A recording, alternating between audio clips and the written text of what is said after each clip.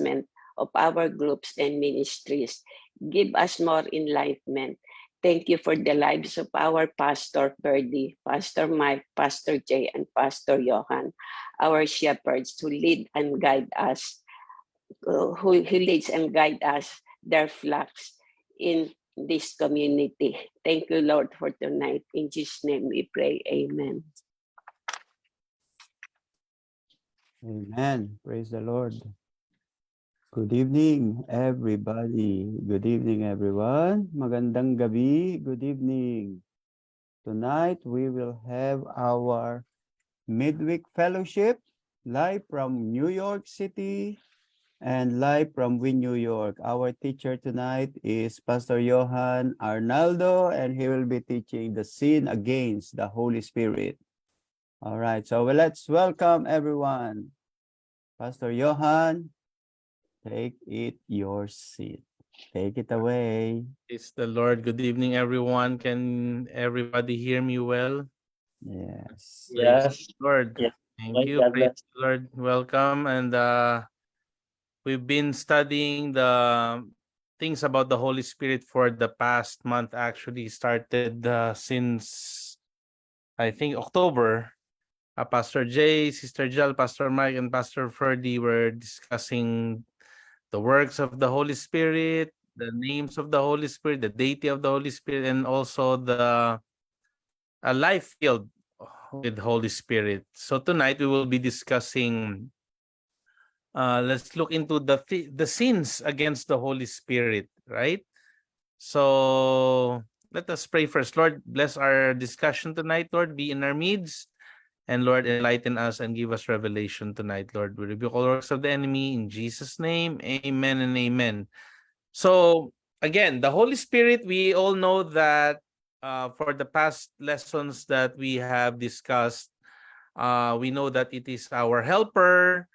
It gives us encouragement. It gives us a reminder. It gives us conviction.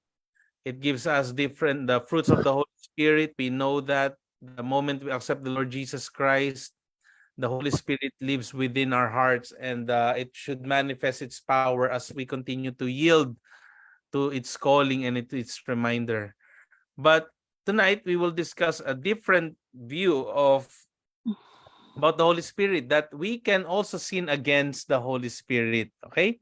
So the Holy Spirit is a person that can be sinned against. Some of these sins can probably only be committed by believers and others by unbelievers. Okay. So let's go right away. What are these sins against the Holy Spirit? It's a bit exciting. Actually, I learned a lot while discussing this. I remember hearing this from the first time, because in the Philippines we haven't been discussing most of these things when we were still there, and I heard this way back in 2009, 2010 with Pastor Ferdy when he discussed about sinning against the Holy Spirit. Okay, so the first one is blaspheme by the presumption of men. Okay, so this is probably the longest part of our discussion tonight. So number one is blasphemed by the presumption of men. So letter A, blasphemy against the Holy Ghost is one sin for which there is no forgiveness. It is called the unpardonable sin, the most awful sin that can be committed on earth. So while I was studying this, blasphemy by the presumption of men and blasphemy against the Holy Ghost or Holy Spirit is one of the sin which there is no forgiveness. Okay, so we will go deeper into that word, unpardonable sin, which is the most awful sin that can be committed on earth. And I remember when I heard this unpardonable sin. Oh, there is a sin that cannot be forgiven. That was my question, and we will also go to that later. Okay, so our verses for this part is Matthew chapter 12, 31 to 32. Wherefore I say unto you, all manner of sin and blasphemy shall be forgiven unto men, but the blasphemy against the Holy Ghost shall not be forgiven. Okay, so and the next verse is in Mark 3:20 to 30. particularly in verse 22, and the scribes who came down from Jerusalem said, he has Beelzebub, and by the ruler of the demons he cast out demons. Okay, so here in Matthew 12 we could see here the Pharisees' heart. We will look into the heart of the Pharisees, but let us first discuss what is this unforgivable or unpardonable sin that we have said. Blasphemy by the presumption of men. So what is blasphemy against the Spirit, and what is this unforgivable sin? So again, I heard this with PF way back 2009, 2010 when we were at Sister Georgie's house, and I got a bit scared when I heard that now there's a sin that cannot be forgiven. And I right away checked my heart, like, what is this sin? And I know God is a forgiving God. Well, how come it says unpardonable sin, unforgivable sin? So let's look into it, okay? So because I thought when you say blasphemy, looking into the cartoon, I used to watch cartoons before Superbook. When you say blasphemy, is just telling, I am God. That's blasphemy right away. I am God. But I could ask for forgiveness for that, and I will be forgiven. I can be like God is like, that's blasphemy pertaining that you are a God. But blasphemy against the Spirit is the unforgivable sin, which means it's the ongoing hardening of your heart against the Holy Spirit, who is trying to lead you to repent of sin and believe in Christ. So furthermore, it is an issue of the heart that manifests in your words. So again, hardening of your heart. Remember, what is the purpose? What is the work of the Holy Spirit within us, brothers and sisters? Right? The work of the Holy Spirit is the moment we accept the Lord Jesus Christ as our Lord and Savior. He gave us the helper, which is the Paraclete, the Holy Spirit. It is our comforter. It is our helper. It is our encourager. It gives us a reminder, oh, Johan, it gives us that conviction. The moment we sin, it gives us already, Johan, you get convicted right away. Oh, Lord, I sinned right away, and you ask for forgiveness. That's the work of the Holy Spirit. But now, what is this? Now that Brother Johan is discussing blasphemy against the Spirit, which is unpardonable or unforgivable, which means hardening of your heart to the leading of the Holy Spirit to repent. So here, the passage that we've read, it is the Pharisee state of heart, because most of them are ascribing the work also of the Holy Spirit to Satan. So what does it mean? Okay, let's go deeper into this. Let's look into our central passage of the discussion. If we would look into Matthew, the whole chapter 12, 24 to 37, verses 24 to 37, Jesus is addressing a fundamental state of the heart rather than merely some sinful words. Okay? Okay, I'll read some of it which I didn't put on our slide. But when the Pharisees heard this, they said, this man cast out demons only by Beelzebul, the ruler of demons. And knowing their thoughts, Jesus said to them, any kingdom divided against itself is laid waste, and any city or house divided against itself will not stand. If Satan cast out Satan, he is divided against himself. How then will his kingdom stand? If I by Beelzebul cast out demons, by whom do your sons cast them out? For this reason they will be your judges. So here, Jesus has shown that the Pharisees are slandering him, or slander, that he casts out demons by Satan's power, which is very ridiculous, right? First, it would mean Satan is fighting a battle against himself.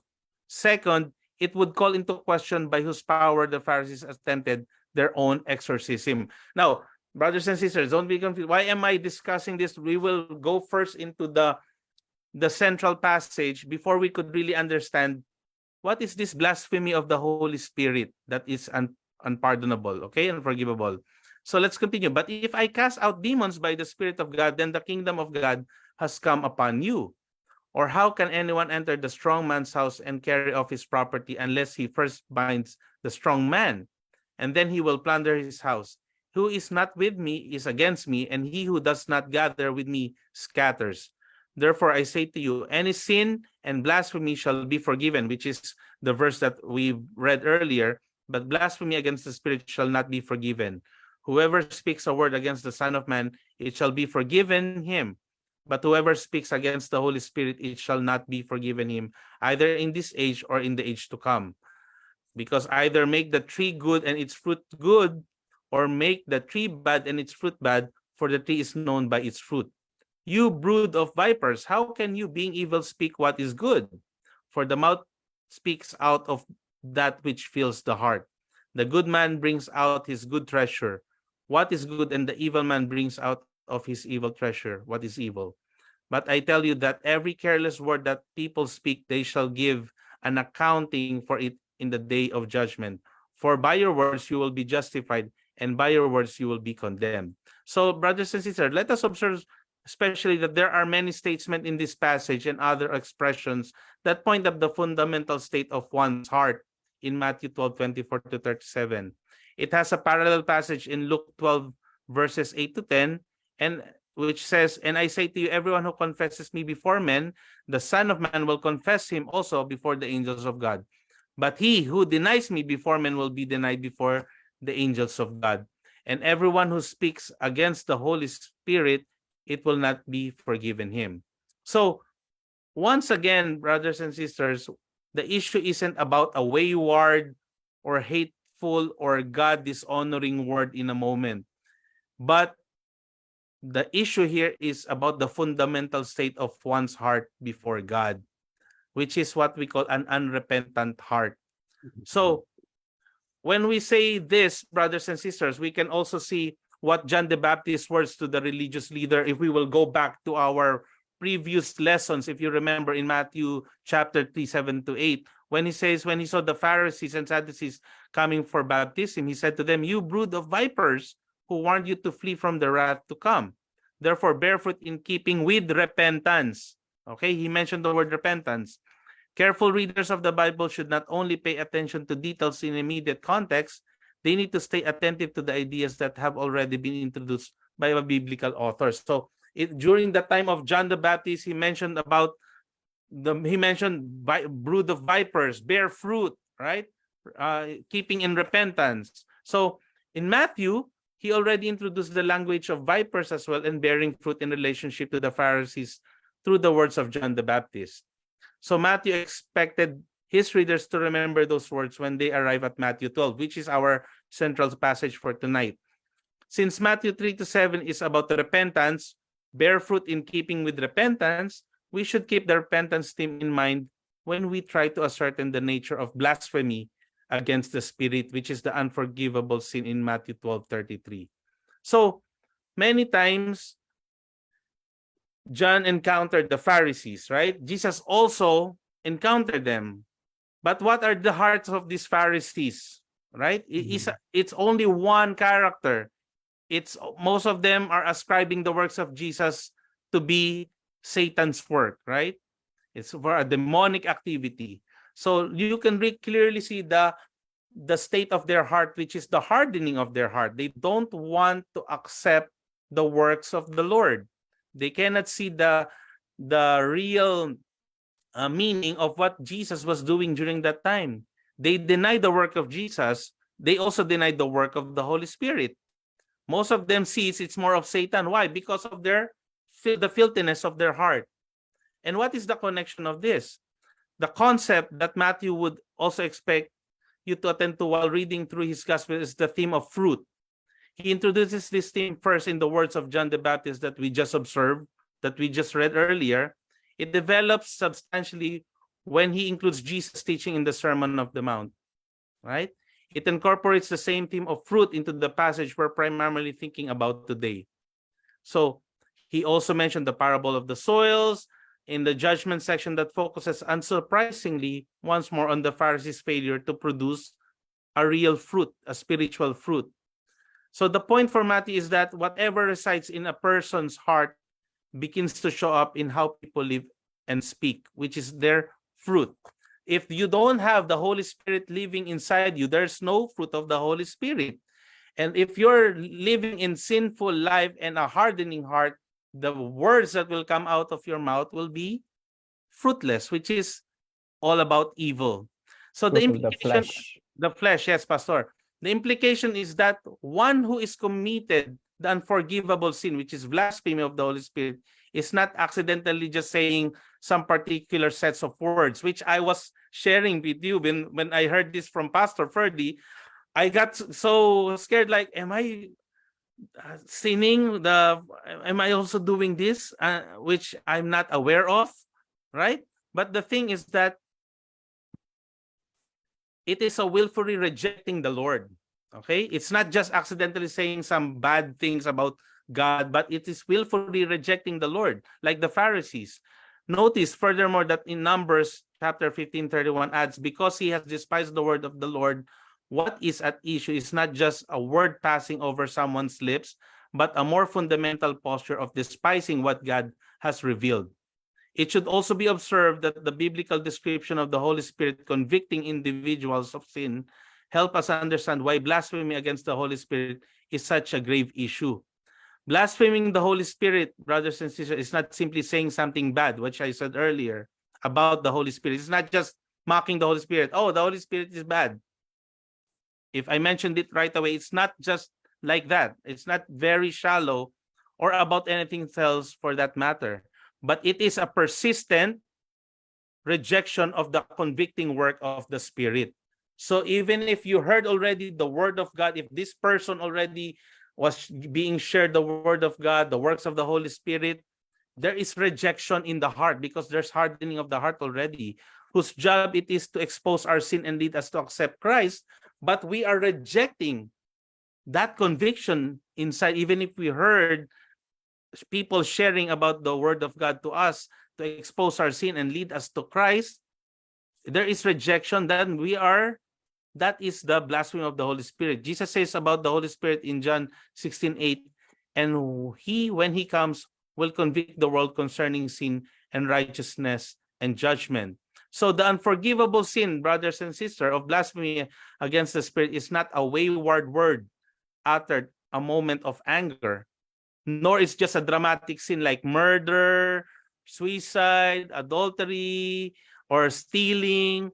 Rather, it's as stated before, blasphemy against the Spirit is ongoing. It's just a persistent hardening of your heart. You're rejecting the works of the Holy Spirit. It is an issue of the heart that manifests in one's word and actions, like what we've seen in the Pharisees, the acts of the Pharisees. Someone who hardens his or her heart against the convicting ministry of the Holy Spirit and who refuses to repent of sin and turn to Christ in faith has committed a sin that never can be forgiven. The person who repeatedly and without repentance rejects the Holy Spirit's testimony to Christ is the one who has blasphemed the Holy Spirit. So for example, there is a person, we've been sharing the word of God, we've been sharing what can Jesus do in his life, how Jesus did to us. We shared the word, and a person who will keep on rejecting and repeatedly without repentance rejects the works of the Holy Spirit that leads them for repentance, then they are sinning, the blasphemy of the Holy Spirit. That sin is the only sin that will never be forgiven. I remember what Pastor Ferdy keeps telling us, wag niyong kamamatayan in Tagalog, or in English, it's like, make sure you wouldn't die doing that because you are blaspheming the Holy Spirit, because until the last breath, you keep rejecting it. And that is a big, big problem. The question now is, if someone can repent over every other sin, because what Brother Johan mentioned, that God is a forgiving God, it means he cannot forgive this sin. Why? Why can't he forgive this particular sin, which is blasphemy of the Holy Spirit? That was my question before. But the thing is that the answer seems to be that the nature of this sin is such that one does not repent of it at all. There is no conviction.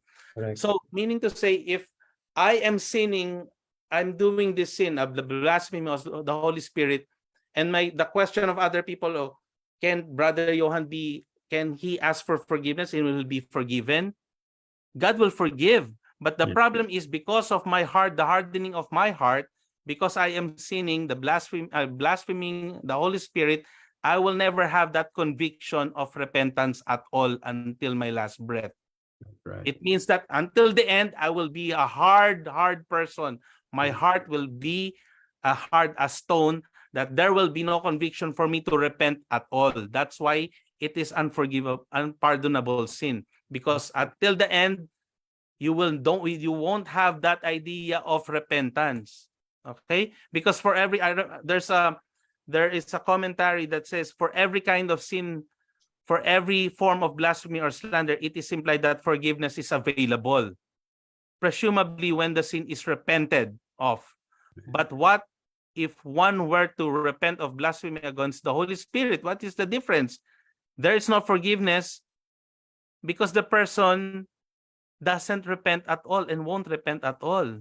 That's right. I would add that they do not know because they have rejected the Holy Spirit's testimony about Christ and have hardened themselves to such a degree that they do not recognize their sin. Because a person who has a hardened heart, who is committing the unpardonable sin or blaspheming the Holy Spirit, they wouldn't recognize that they're sinning because it's a heart like the Pharisees. You see, they saw how Jesus was doing his ministry. What is their heart? He's working under the power of Beelzebul. They don't see that this is a power of the Holy Spirit or Jesus Christ doing the miracles. Instead of looking into the good side, they always see that they ascribe to it as Satan's action, and that is also an unpardonable sin, because every time there is goodness of the works of the Holy Spirit, a person who is sinning this kind of sin will always see it as evil. They will always see it as negative all the time because they are rejecting the works of the Holy Spirit that will lead them. If only the Pharisees would they are blinded, because if they only see that this is the work of Jesus Christ, this is the work of the Son of God, then they will realize, oh, they will come to the Lord. But look at what happened to them. Even if Jesus performed miracles, Jesus performed healing, Jesus heals the sick, was teaching a lot of people during that time, what is the heart of the Pharisees? All negative. The works of the Holy Spirit in their heart was to enlighten them that Jesus is the way.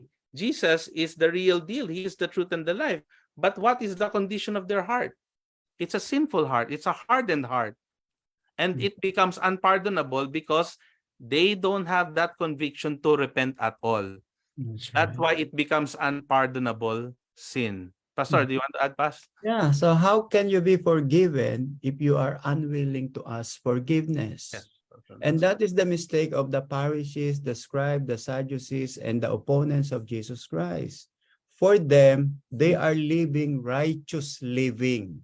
Okay, that's how they look at themselves. For them, they are righteous, they are holy, and Jesus is the opposite. Okay, so they don't see Jesus as the Savior. They don't see Jesus as the prophet. They could not even want to recognize Jesus as prophet. For them, Jesus is an impostor. Jesus Christ is deviating into a different teaching of the Torah. So that's why they rejected Jesus Christ outwardly, and they never asked forgiveness from Jesus, even though they insulted Jesus, they insulted the teaching of Jesus Christ. They even said that Jesus is born out of wedlock. Remember in John chapter 8:44. So there are so many accusations that they have done against Jesus. And that's your explanation. It is the attitude of the heart. So if these people will humble themselves and ask God's forgiveness at the end, I think they will be forgiven by God, because that's the nature of God, di ba? When you humble yourself to God, God will open His arms and welcome you. But these people died without asking God's forgiveness. Okay? And we do not know what happened to them. We do not know if they have repented or they did not repent. But if they did not repent until the end of their lives and didn't ask God's forgiveness in Christ Jesus, in everything that they have done against Jesus, they will not be forgiven. And that is the meaning of blasphemy. Blasphemy is unpardonable. Okay? So how can you be forgiven by God if you don't admit that you have sinned against God? Okay, that's the case of the Sadducees and the Pharisees. That is the case of the Sadducees and Pharisees. And that is a lesson that we should learn. That's the reason why Matthew, Mark, Luke, and John wrote all of those things, because it is a warning to people. Because all people are sinners. All people have sinned against God. But not all people ask God's forgiveness. And if you will do the same, you will never be forgiven by God, and you cannot enter the kingdom of heaven when you die. All right? So praise God for this. This is a very clear teaching of the New Testament. There is forgiveness from God. It is always available. However, if you will harden your heart and you will ascribe the work of Jesus or the work of God to Satan, oh, your life is in danger. Your life is in danger. All right? I think Pastor Michael wants to say something. Pastor Thank Michael. you, Pastor Freddy, for expounding. Yeah, I agree with PF and PY. There's actually in Egypt the narrative of the exodus of Israel from Egypt. It has been a big question to me in the past. Why did God allow the Pharaoh to continue sinning? And so back in the days, I asked Pastor Freddy, and he gave me. So I think it's very similar to this, because you know, when Egypt experienced the 10 plagues, so every time he had that, every time they are devastated by from the first plague to the second plague, so it seems like the pharaoh or the king tend to humble himself before God, but it wasn't really completely um willingly to surrender. You know, there was no willingness to surrender. So I think that's one example that I can connect. You know, the blasphemy means inability or refusal to accept the Holy Spirit, refusal, intentional refusal to believe that Jesus is the Messiah. Like the Pharaoh. The Pharaoh did not really acknowledge the God of Moses, which is contrary to King Nebuchadnezzar. King Nebuchadnezzar, on the other hand, he acknowledges the king of Daniel. The king of Daniel, the God of Prophet Daniel, and so you could see here. So there's a big difference. So maybe at some point in our past, when we rejected Jesus Christ as our King and as our ruler, and someone who needs our attention and rulership, then I think during that is the point where our sins are unforgiven. Our sins cannot be forgiven only when we die. So if we die on the stage where we are not willing to accept Jesus for who he is, we continue to reject the word of God, and then we died on that instant, I think we cannot be forgiven, because our God is always a God. He is in the business of forgiveness. But if a person is unwilling to repent, that's a different story. Tama po ba yun, Pastor? So that's blasphemy. And so for those who are out there in Facebook, in different places in the world, there is still hope for the Hamas. There is also hope for the Muslim world, as long as they come to terms with God and accept Jesus, not just as a prophet, but as the person, Lord and Savior, and acknowledge the important work of Jesus at the cross, that everyone will be saved. And even though the Catholics, even those who claim to be Christians and yet have no relationship with God, but if they find in their heart forgiveness and repentance in the heart, and truly acknowledge Jesus as the true ruler, then they can be forgiven. I think this is the only time where blasphemy can be forgiven, right, Pastor? When there is a change of heart, when there is a turnaround, a 180 degrees turnaround, and then you let God be the king over you Mm. and control you, controlled by Holy Spirit. Yeah. Pastor Michael, our sample for that is Paul. Okay, remember when Paul, before he was called by Jesus Christ, he was blaspheming Jesus. In fact, he was killing the people. He killed the people, the Christians. He killed, and then he do not believe Jesus. But when God called him and asked God's forgiveness, actually what Paul was doing was a blasphemy. It's an act of blasphemy. Okay, but if should Paul continue to harden his heart, he will die outside the grace of God. And that is blasphemy because of his hardening of the heart. But since God has called him and Paul humbled himself, you see, that is a sample of, even though you have committed a very grievous sin, you will still be forgiven. There is a chance for you to forgive. Unlike other parishes who did not accepted Jesus Christ totally. All right, that is the difference. And praise the Lord for that. Okay, we can see from the Bible the nature of God, the attributes of God, that if you are unwilling to ask forgiveness and admit your sin, how can he forgive you? But if you are willing to humble yourself like what happened to Paul, you will be forgiven. You will be. I think Pastor Michael mentioned Nebuchadnezzar. I don't know how many hundred thousands of people he had killed, and yet God forgave him. God forgave him, though he had killed lots of people in the Middle East during his days. All right. Praise the Lord. All right. So that's a wonderful introduction about the sin. Yes, praise the Blasphemy. Lord. Yeah, that's just only the beginning, right? The big lesson here is our repentance is very important, because if there will be no repentance, it will be a very, very dangerous position if you die without repenting from all the sins that you've done. So let's go to number 2. The first one, again, we discussed blasphemy by the Holy Spirit, insulted by the pride of men. Okay? So the Holy Spirit presents the atoning work of Christ to the sinner.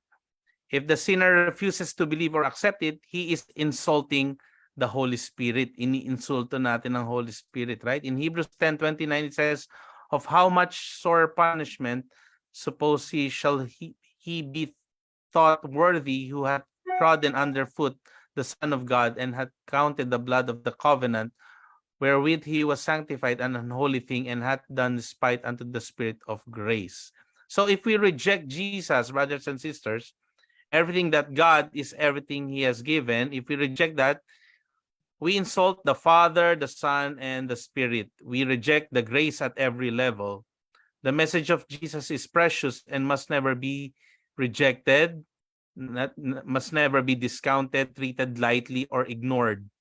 The message of Jesus is precious, and to reject this message is to insult all that is holy. So the root cause, why is there people? The question is, how come, what is the root cause of rejecting the precious message of Jesus? Or how come a person will reject Jesus? What is the root cause? Well, it's pride, right? The pride of man, the root cause. Pride is the single greatest barrier between you and God, between us and God.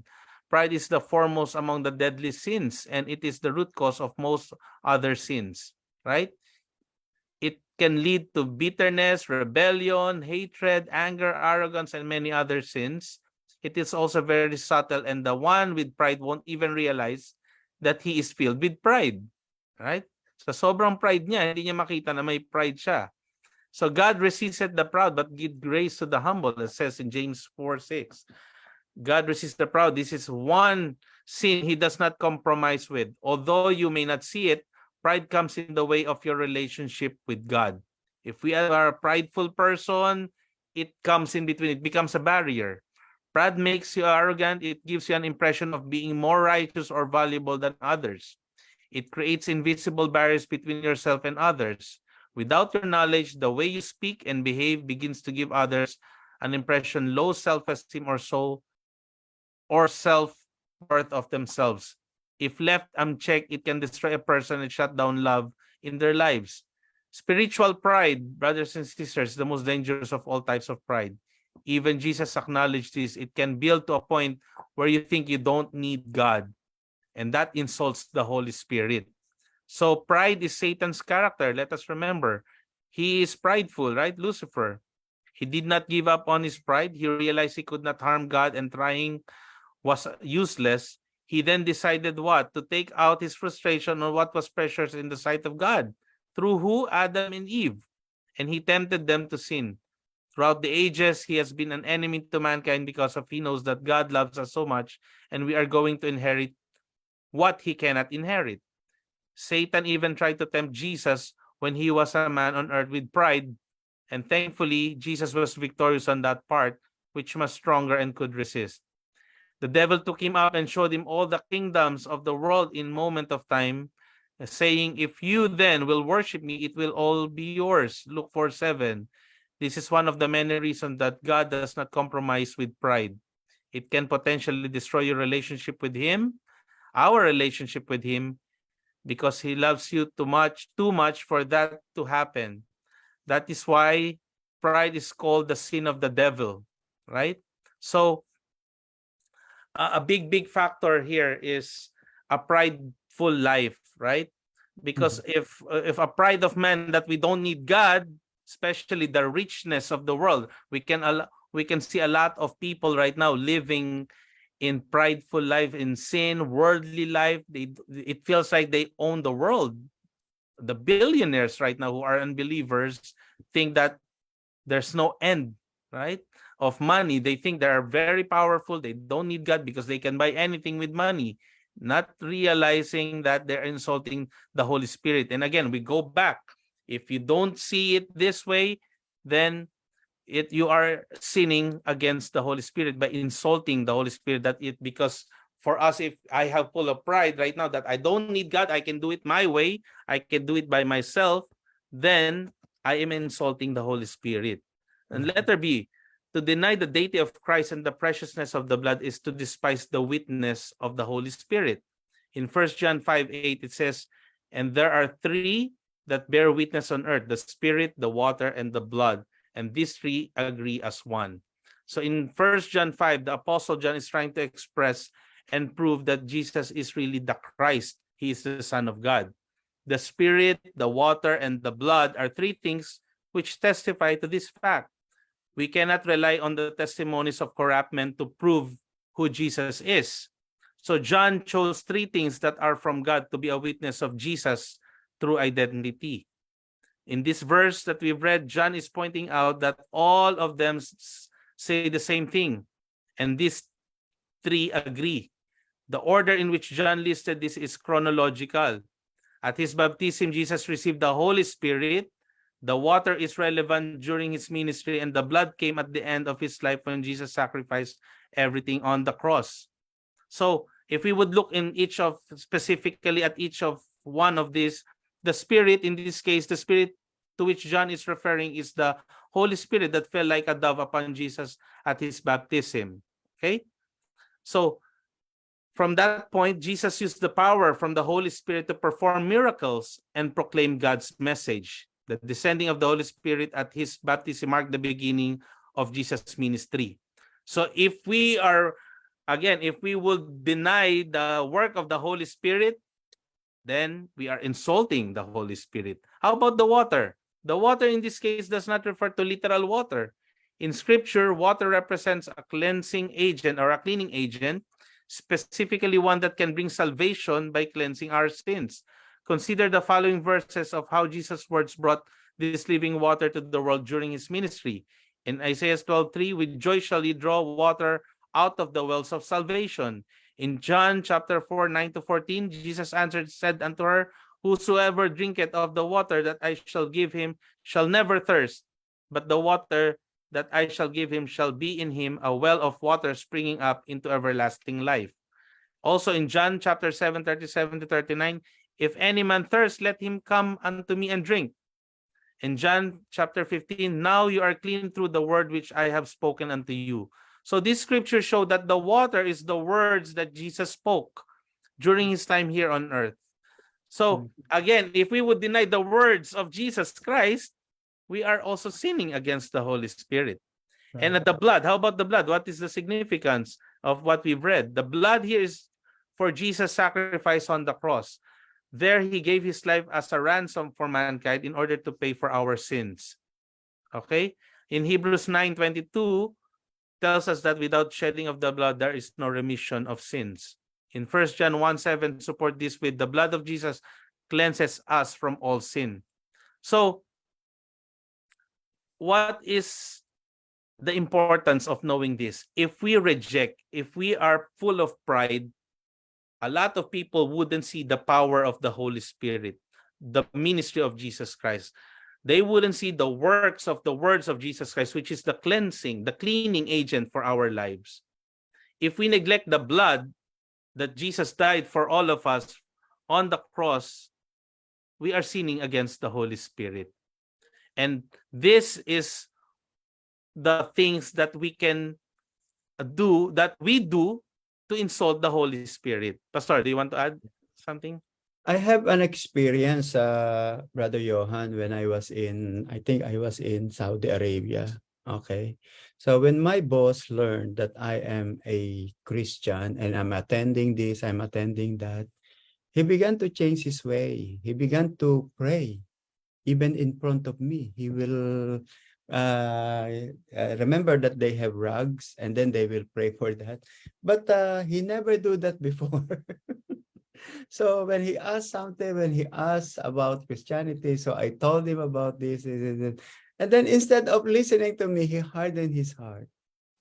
And then he began to be more religious as a Muslim person, although he was very, very secular Muslim. And that's how I see it as pride. Okay? He hardened his heart towards Christianity. And then, but he kept on doing. He began to become, I don't know if that is sincere or it was just a show of in front of me. Because he saw that I am a religious person, I am this, I am that. So he began to change his way. So pride is another enemy of the people, all right, of the people. And I believe that's also the attitude of the religious leader during the time of Jesus Christ, okay? They did not only insult Jesus, but because of their pride, they don't want to change what they have learned, what that they have known, what they have studied in the past. For them, that is it.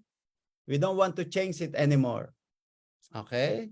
And sometimes another sin that cannot be forgiven by God is what we call apostasy. Okay, apostasy is a total abandonment of Christianity. Okay, example, you are a Christian and then you became atheist, or you are a Christian and then you were converted to Islam, or you were converted into other religion and you totally abandoned the teaching of Jesus Christ. And that is pride. Okay, you want to tell Jesus that yours is better. The things that you have discovered is better than the teaching of Jesus. And that is what happened to Mahatma Gandhi. Mahatma Gandhi was a Hindu. And then he said, when the Christians began to share the gospel to him, he said, well, I read the Bible, I have read the New Testament, and I think, this is what he said, the things that Jesus did, I'm also doing. Jesus is a religious person, I am also a religious person. So I will continue what I am doing. That's what he said. Okay, so he died outside the grace of God. Okay, because of his pride. Because of his pride. He doesn't want to change, and he even insulted Christianity.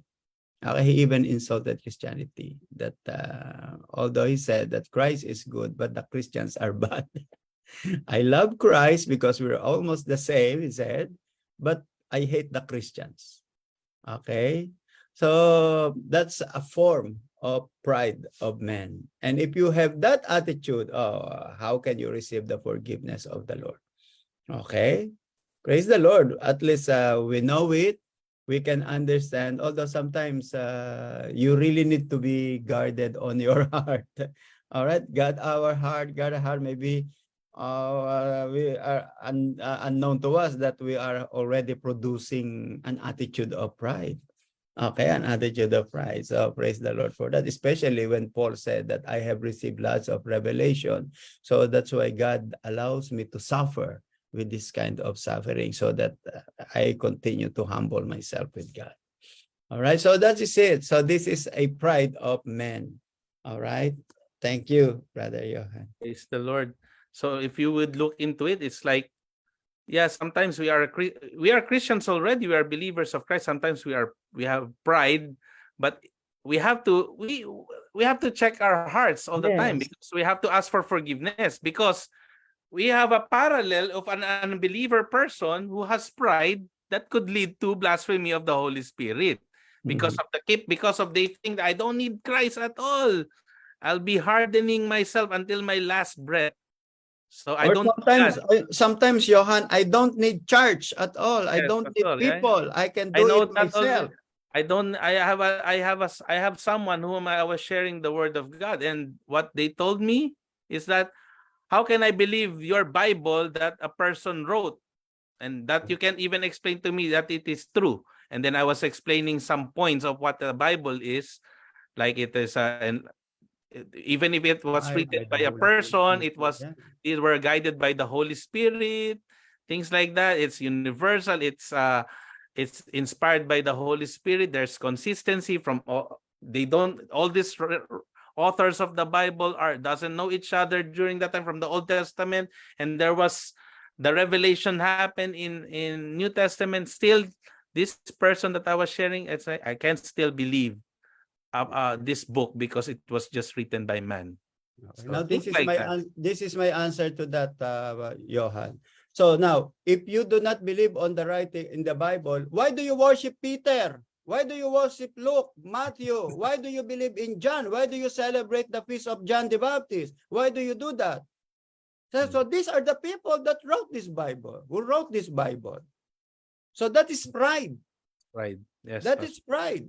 He said, I don't want to read the Bible because it is only written by people. But who are these people? And why do you worship their image? Okay, you worship the image of Peter. You believe, you call the name of John, of so-and-so, of Luke, of Matthew. And then you are contradicting your statement and your action. And that is the same thing with many Christians. They said, I love Jesus, but they don't want to support the body of Jesus. What is the body of Jesus? The church. So these people are prideful people and self-righteous people. They criticize the church. They criticize the fellow believers. They look at them as the only right person in the whole universe. All right? Okay, so that is a pride of men. That is a pride of men. Okay, so how could you serve God? God is in heaven. And the only way you could serve God is the body of Jesus Christ. And the body of Christ is the church. The church is the body of Christ. So while you are serving the body of Christ, you are serving the head of the body. And who is the head of the body? Jesus Christ. That's why it is important for the believer to commit themselves to the body of Christ. Okay, and the body of Christ is the church of Jesus Christ. All right, so that is very important. It is very, very important to understand that wisdom. That is a wisdom. If you say you are serving Jesus, you cannot serve Jesus alone because Jesus is in heaven. How can you serve Jesus? He is in heaven. But the body of Jesus is here on earth. So you have to serve the body of Jesus. And what is the body of Jesus? The church. Okay, and that is wisdom. It's a wisdom. And that is what we are doing. That's what we are doing. Okay, that's why there is no Lone Ranger Christian. The Christians should be always together with a fellow Christian. Otherwise, there's something wrong with your faith. There's something wrong with your faith. Okay, so we want to encourage the brethren who are watching. If you are 50-50, half committed to Jesus, you need to change your attitude. That's right. Okay, you really need to change your attitude, make it 100% commitment to Jesus Christ. After all, Jesus is coming soon. Maybe he will find you 50-50 faith and 50-50 doubt. Okay, the Lord is coming. We always say the Lord is coming. He will come unexpectedly. So you need to change your attitude. You need to commit yourself to Jesus 100%. All right. And I believe this Hamas is a sign of God for the second coming of Jesus. Actually, all Christians are all waiting. We are all waiting for the second coming of Jesus. So do not harden your heart. Do not harden your heart because Jesus is coming soon. Yun lang. Amen. Praise the Lord. Yeah, so we can see it's all connected, right? The hardening of our heart, which is the hardening of a heart that leads to blasphemy of the Holy Spirit, is because of pride. And the third one that we will discuss, who are halfway already, is resisted by the unbelief of men. So why unbelief? Because of pride again. There's unbelief. Okay, let's look into letter A. Often the Spirit quickens the conscience to do right, but when we deliberately resist His pleading and leading, we are actually manifesting unbelief. When you say resist, you are rejecting as well. Acts 7:51, you stiff-necked and uncircumcised in heart and ears. You always resist the Holy Spirit as your fathers did. So do you. So Stephen was and Hebrews 3:19, so we see that they could not enter in because of unbelief. Hindi sila naniniwala, matigas ang ulo, right? The climax of Stephen's inspired speech to the Sanhedrin just before his cruel martyrdom rehearsed the faithfulness of God towards his people while contrasting Israel's rebellion against their God, causing him to conclude, you stiff-necked people, diba? Ang titigas ng leeg nyo. Uncircumcised in heart and ears, you always resist the Holy Spirit as your father did, so do you. So Stephen was like, he was, ano ba to? Parang teacher, no? He was like reprimanding you. You're hard-headed people. You are very, or stubborn, if we would rephrase the words, you are stubborn. Yeah. A lot of things already was shown to you. You are stiff-necked. You don't know how to listen. I see myself teaching my children, like, keep on telling, and still they don't believe, right? The Spirit's work in the world today is to convict the unsaved of sin, righteousness, and judgment so that they might acknowledge and repent of their sin. But the problem is, the generation during that time, the Sadducees, the Sanhedrin, the Pharisees, they were all stiff-necked and uncircumcised in heart. The problem is their heart, again, because of their unbelief. Because they only want the tradition they follow. They think that they are already holy and righteous because of their following all the tradition, all the movements that they require that look righteous outside, but not really living in righteousness within. And that is the problem of our society. A lot of people are resisting and unbelief. There's unbelief. The Spirit, the shocking truth is that most unbelievers resist and keep on resisting the convicting work of the Spirit.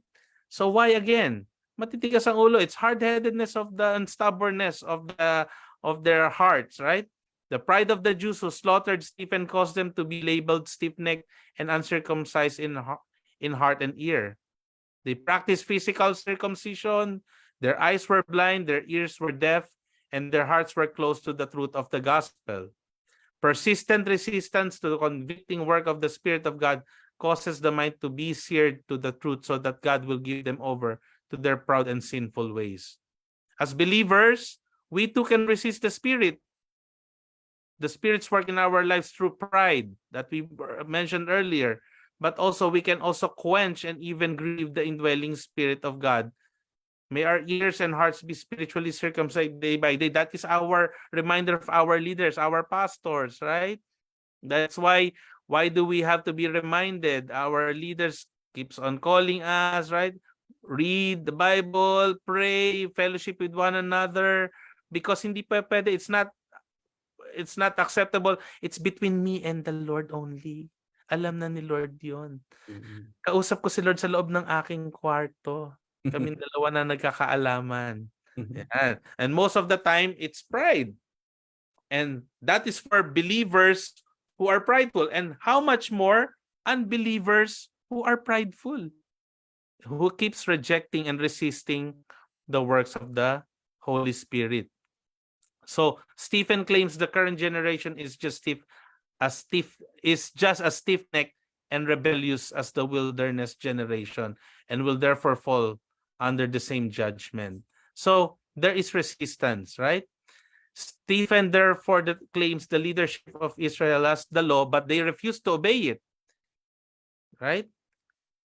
And the question is it true that Israel has not obeyed the law? One might argue that they have kept most of it, since they do sacrifices correctly and practice the works of the law, which set them apart as Jews, Sabbath, circumcision. But as the prophets John the Baptist and Jesus have all pointed out, the external doing of the law means nothing if there is no change of heart. Sacrifice without obedience is worthless. So that is very important. And also in letter B, sometimes the Spirit quickens us to speak to a soul, to drop a sin, to become a missionary, to go to Bible school, to live a separated life, to give to the poor. But instead of obedience, we resist His guidance. Sometimes we are like Jonah. God is already telling Johan, oh, go to Massachusetts, go to Maryland, Go to San Diego. go to San Diego. And we are resisting the works and resisting the calling.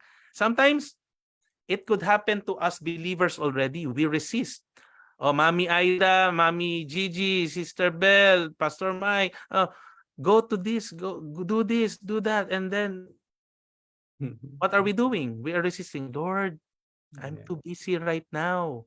Lord, I need time for myself for now. So the problem is disobedience and resistance. But look at what happened to Jonah. In the end, when he asked for forgiveness, he followed Jesus. Then the Lord blessed him. So are we waiting for that whale in our life? Right? Are we, hintayin pa ba natin yun?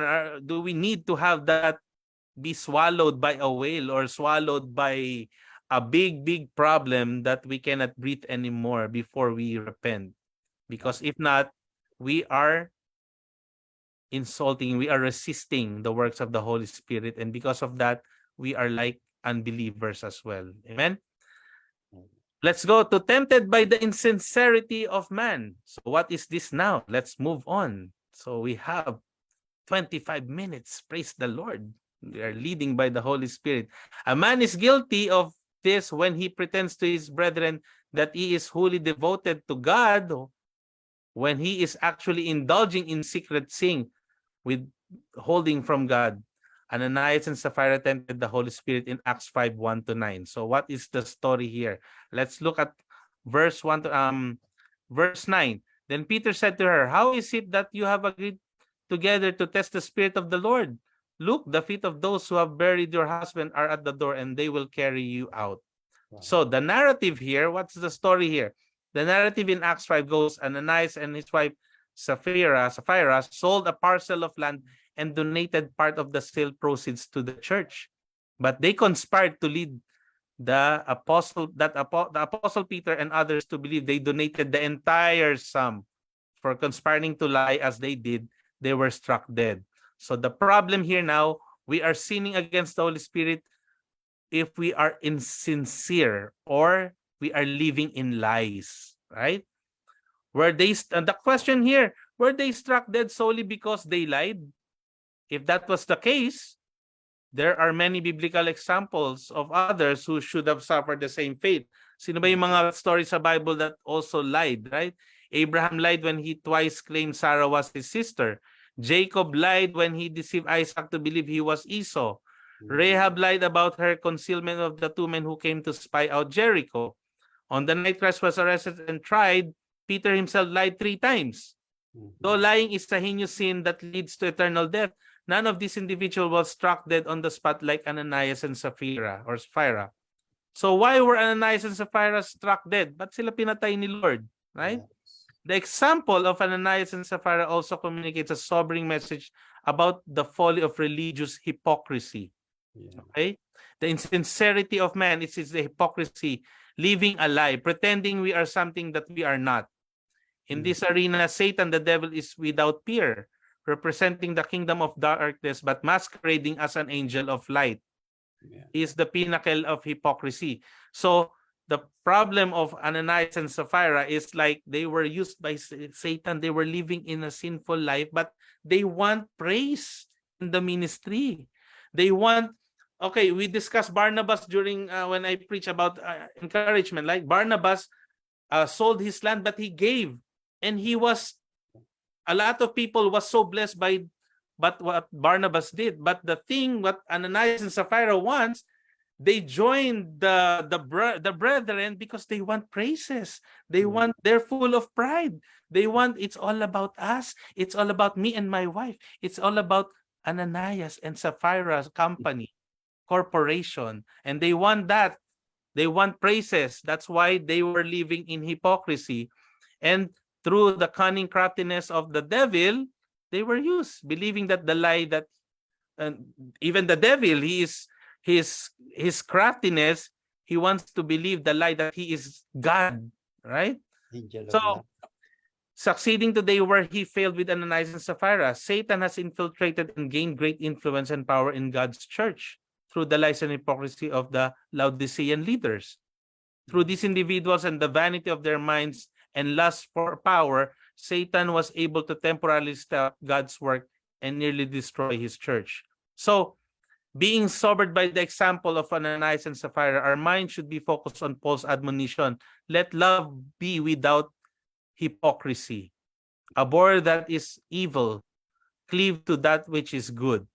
Avoid the cancer of religious hypocrisy that destroyed Ananias and Sapphira, because it's like a false balance. No? Ananias and Sapphira wanted recognition. They wanted recognition. Pride. And these are sinning the Holy Spirit. Brothers and sisters, let us be reminded. Let's have a check of heart.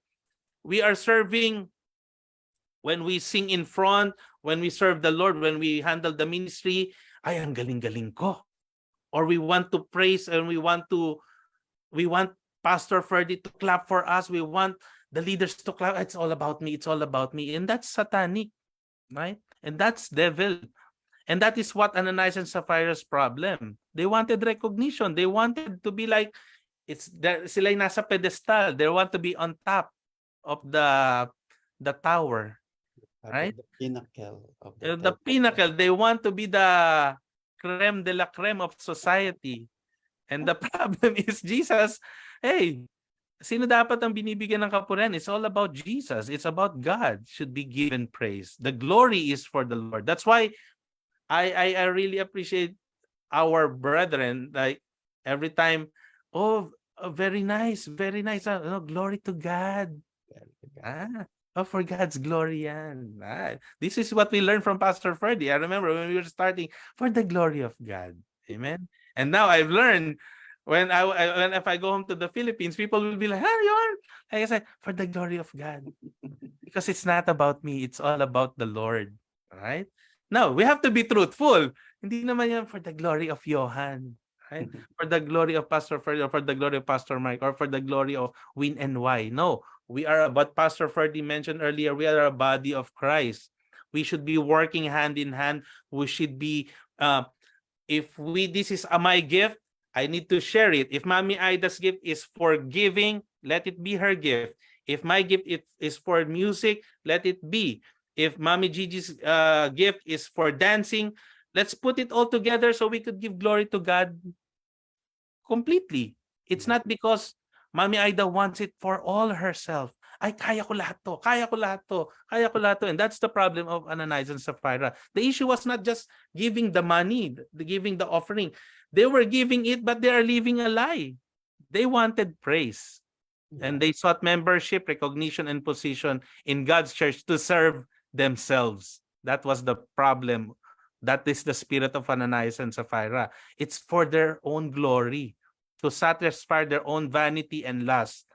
So, what is Paul's reminder to us? I beseech you, therefore, brethren, by the mercies of God, that present your bodies a living sacrifice, holy, acceptable unto God, which is your reasonable service. So, for Ananias and Sapphira, it's an abomination to God. It is sinning the Holy Spirit. They led the apostles and others to believe they were giving a just and right offering, a full measure, but actually they offered a false balance, a deceitful or misleading measure. So this is what is important, is a genuine heart in serving the Lord, brothers and sisters. If we are serving the Lord, make sure there is humility. Okay? Again, it's all connected from the sin, the one, blasphemy of the Holy Spirit, the pride, unbelief, resisting, and now insincerity of man, it's hypocrisy. It's all about humility. If they're full of pride, it will manifest in the fruits of their actions, right? So it is a warning for counterfeit Christian. I love what always Pastor was saying. So number 5, quenched by the prejudice of men. Okay. So quenched by the prejudice of men. Ano ba yung quench? Quench means to stifle, to suffocate, or silence. When he speaks to us through the word of conscience, we must obey. Okay? In 1 Thessalonians 5:19, it says, do not quench the spirit. Do not despise prophecies. Test all things. Hold fast what is good. So, if we know the meaning of quench of the Holy Spirit, it's like quenching our thirst, right? You drink water, you put it away, you put out your thirstiness, being thirsty with water.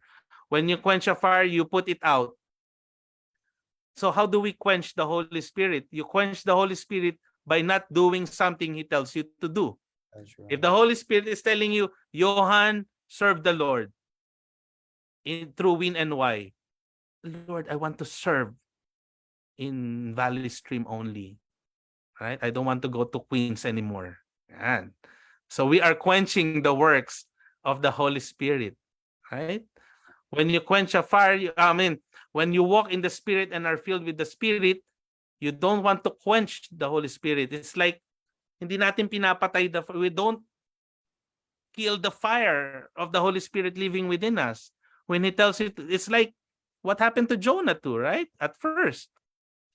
When He tells you to do it, like Mami Aida, serve the Lord.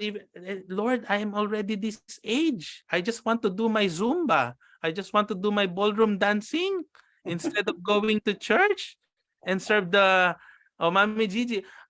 Lord, I cannot do that anymore. No, there's still a lot of avenues for us to serve the Lord.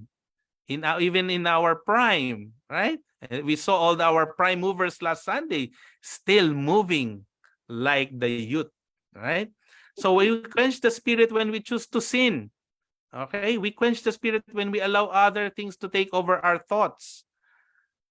We quench the spirit when we have a harsh attitude. We quench the spirit when we are not willing to go along with God. The main thought here would seem to be quenching the spirit by being overcritical and being unwilling to hear those who proclaim the truth. Okay? So that is a big, big problem. So the command, do not quench the spirit, seems to be intended for everyone who was part of the Thessalonian church.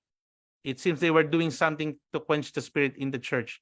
Paul is telling them to stop doing something they have already been doing.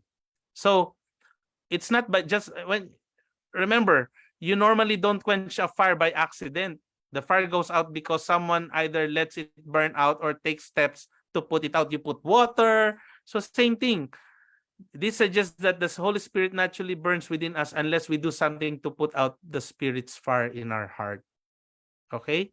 So it's like, if we would paraphrase it, brothers and sisters, stop putting out the fire of the Holy Spirit.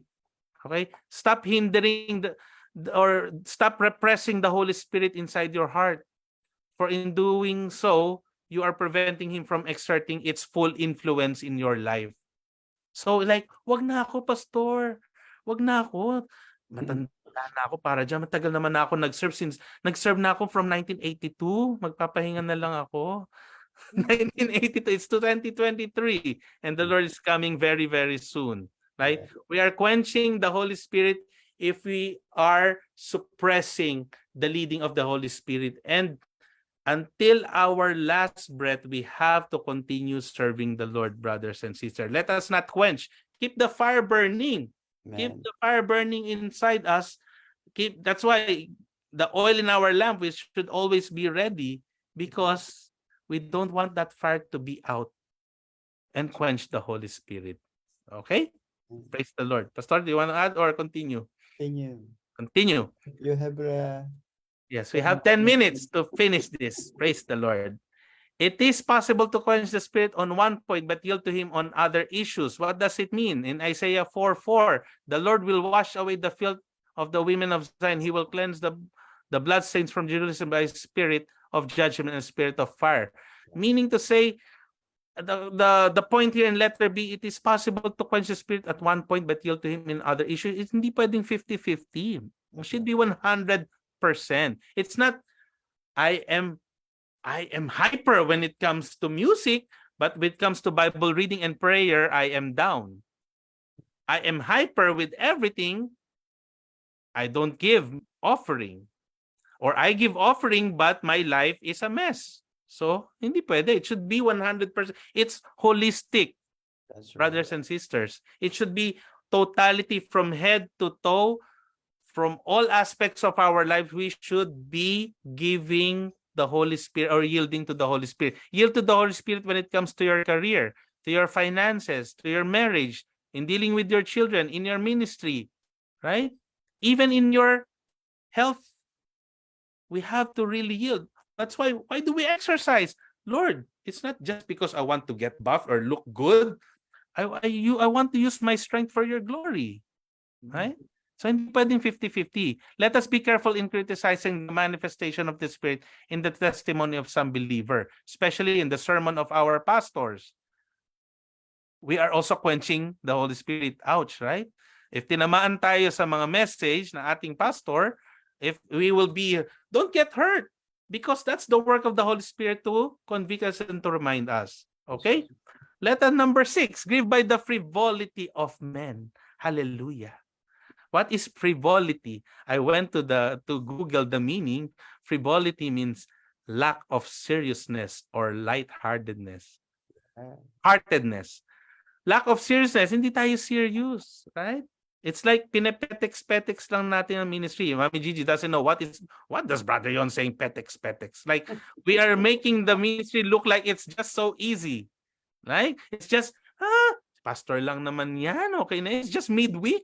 I could just, it's just Sunday service. Why would I go to church? I could just do this and that.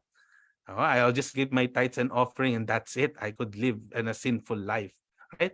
We don't take it seriously. We are sinning the Holy Spirit if we don't take it seriously. Okay? When we don't take the ministry seriously, brothers and sisters, we are sinning. Okay? The Spirit trusts us to resist sin and obey the Lord. If we fail, He is made sad. To refuse or fail undermines the confidence of the Spirit in us and disappoints Him. Ephesians 4:30, and do not grieve the Holy Spirit of God with whom you were sealed for the day of redemption. That's when Paul tells us not to grieve the Holy Spirit. So in context, it's clear that we can grieve or make sad the Holy Spirit when we speak in destructive ways. All right? Understanding the new life of Christ, Paul describes through Ephesians means living in a way that honors the Holy Spirit work in our lives. So a good reminder. This portion refers to the backslidden Israel, but the principles of God never change, and men today are as disobedient and rebellious against the Holy Spirit. Isaiah 63, but they rebelled and grieved His Holy Spirit, so He turned Himself against them as an enemy, and He fought against them. So meaning to say, backsliders. Okay? A lot of people are backsliding now because when they felt already, they are already, they have the financial breakthrough in their life.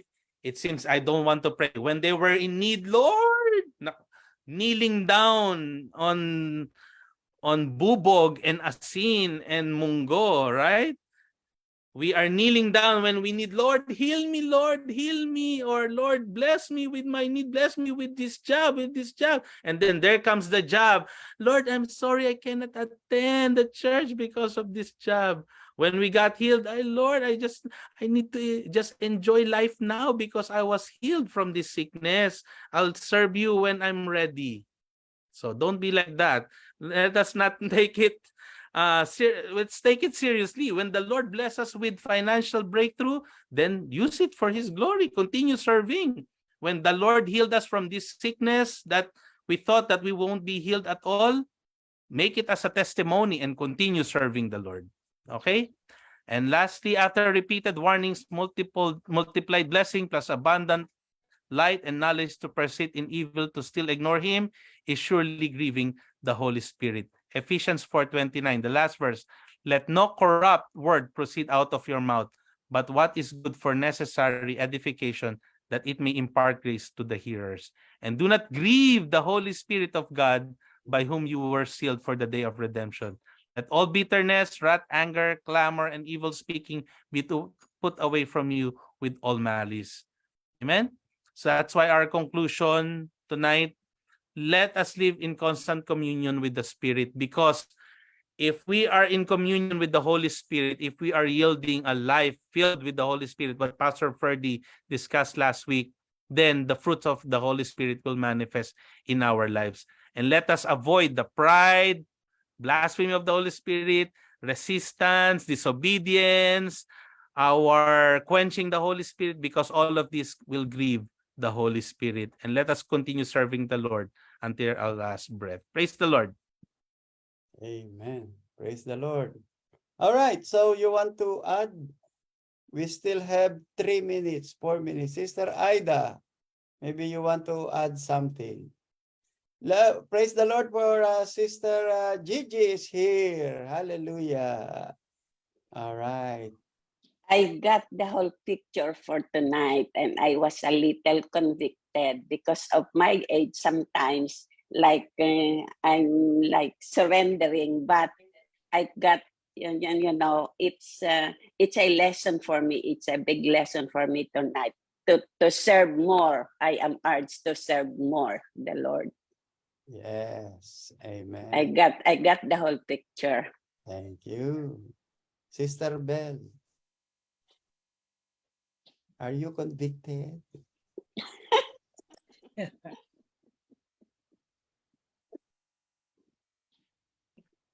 You don't have sound. You are muted, Sister Bell. Okay. Good evening. As a believer of Christ, we must embrace truly the works of the Holy Spirit, because Holy Spirit is Jesus Himself. Amen. Amen. So since we have that Holy Spirit, the power of Christ is in us. The power of Christ is in us. We can resist all the works of the enemies only if we become serious. Um, we surrender. We truly surrender to God, and we are faithfully serving the Lord. And doing all these things will avoid us to become a not fruitful Christian. May the Lord continue to strengthen our faith, our faith in Christ, and strengthen us, changing Amen. us from glory to glory until such time we will see Him face to face. And we thank God. I thank God. I thank God. But that the moment that we receive, or I personally receive Him as my Lord and Savior, I am what do you call that? I can resist. I can resist the works of the evil, evil spirit surrounding this world, especially because we live in a crazy, messy world right now. Amen. Praise the And Lord. since we have that Holy Spirit, we know and we believe that as long as we have that in us and we believe in God, there's nothing to fear. There's nothing to fear no matter what is happening around us. Thank you, Sister Bell. Thank you. Amen. Now let's hear from Sister Gigi. Can you share something very short? Because you have just completed your surgery this week.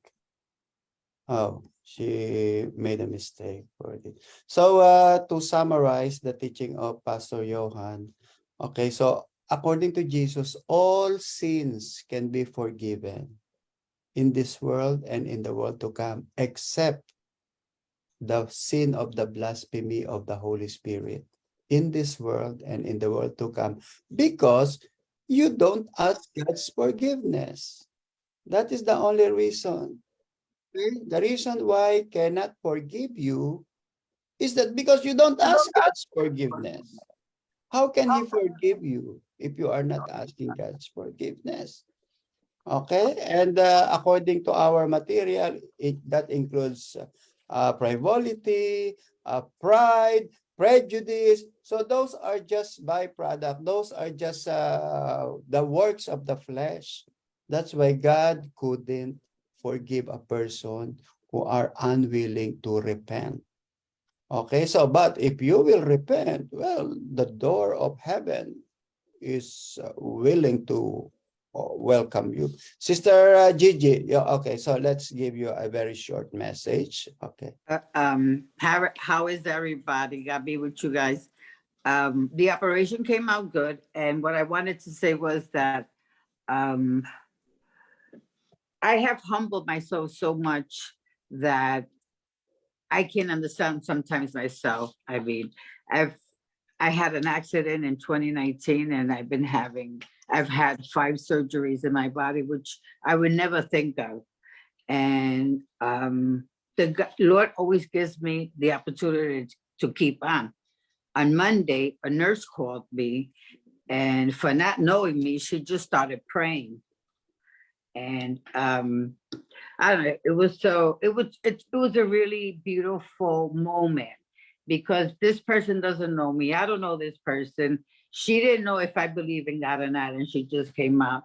So what gave me the will was that God was talking to her through me, so that I can keep on and keep on facing things that happen in life with gratitude and love. Praise the Lord. Amen. Amen. Yes. You see, so that is the power of God. All right, that's the manifestation of the work of God in your life, Sister Gigi. Okay, so the reason why you did not die during those days, because of so many accidents and so many surgery that happened in the past, God has to complete your salvation in your life. All right. All right. Now, praise the Lord, we are ready for Jesus Christ, who is Amen. coming very soon. All right. So that's the only thing that we are waiting for. Okay. We are only waiting for the second coming of our Lord Jesus Christ. Okay. And we will die. I pray, as I have always said, I pray that we will all be busy serving God upon his return. Busy in serving him, not in other things. All right. Okay, so let's close it in prayer. Who will do the closing, Sister? Sister Bell. Sister Bell. Okay, let's pray. Okay, let's pray. Father God, we thank you for tonight for our midweek fellowship, oh God, for the topic of sinning against the Holy Spirit. Um, Spoke by our beloved Pastor Johan. Thank you for this revelation, oh God. Thank you for opening our eyes, oh God, to the truth of your words, oh God. Thank you for reminding us, oh God, that you are a faithful God, that you can forgive all our sins, oh God, as long as we ask for forgiveness, oh God. Let's humble ourselves unto you, O God, and be faithful, be more faithful unto you, O Lord. Thank you for all the lessons that we have learned for tonight, O God, and may we live by it, O Lord, in our everyday lives, O God, and for us to be to encounter our friends, our relatives, oh God, that they may see Jesus in us, oh God, so that they may too experience the born again experience that we have right now, oh God. Thank you, Jesus. Thank you for the enlightening us, oh God, and thank you for your word as always, Lord. For tonight, we thank you for all the leaders, for our from Pastor Ferdy, Pastor Michael, oh God, and for the rest of the ICAR for members, oh God, who are present right now, oh God, and for those who are not present, bless them, oh God, and bless the rest of the ICARs, oh God, and prepare us always, oh God, for our everyday, Help us to wake up tomorrow with gladness in our hearts, oh God, ready to face all the challenges in this world, oh God, and be reminded of your Holy Spirit, oh God, that teaches us, rebuke us, oh God, and loving us so dearly. Thank you for tonight. We praise you, we bless you in Jesus' name. Amen and amen. Amen. May the blessing of the Lord Jesus, the love of the Father, the communion of the Holy Spirit be upon us all. Go in peace. In Jesus' name, amen and amen. Praise the Lord. Amen. Let's have one. Okay. We'd like this. Thank you. Number 4. 1, 2, 3, go. Yes. All right. Good night, everyone. Good night. Thank you, Thank Pastor you. Johan. See Thank you Ika, Friday. Friday is prayer meeting in the house of Brother JP. So if you are available, you can go, or we will have also the Zoom, Zoom, the same thing that we do. All right. Good night and bye-bye. Good night. everyone. Bye-bye. Thank you, Pastor Johan. Thank you, Pastor. Bye-bye. Bye-bye. Thank you.